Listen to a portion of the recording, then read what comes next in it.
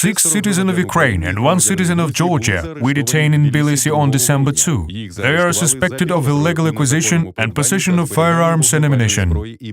December 4, over 100 of activists gathered near the Georgian embassy in Ukraine with the request to provide explanations on detained Ukrainians and suspicions put on them by Georgian side. The wife, one of the detainees, was accepted at the embassy only in 2 hours after she came.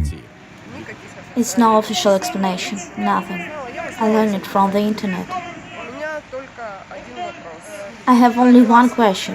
Was the examination of fingerprints carried out and other fingerprints on the weapon that was cited? And if it didn't hold, why? A diplomatic institution was guarded by several platoons of police and National Guard. However, the representative of Georgia did not give any answer, but said that they are engaged in protection of Georgians in Ukraine, and not vice versa.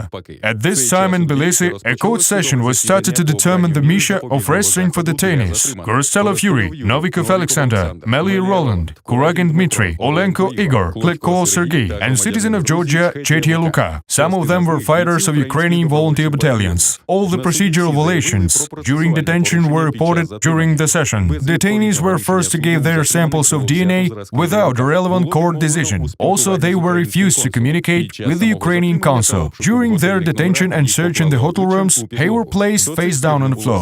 Fingerprints of the detainees still have not been taken, so it is not possible to hold a fingerprint and make comparisons with imprints on weapons. However, the procedure can take only a few hours. The detainees stated that the weapons do not belong to them and were put by Georgian special forces during the siege. The Tbilisi court rejected the petition of the detainees' lawyers for release on bail and imprisoned them at local remand prison for pre-trial investigation. Lawyers are already preparing an appeal. According to Semen Semenchenko, who was also in Tbilisi at the time with his wife, this case may be a provocation against Ukrainian volunteers. All 7 Ukrainians visited their Georgian counterparts and spent time in Tbilisi. That is proved by their photographs.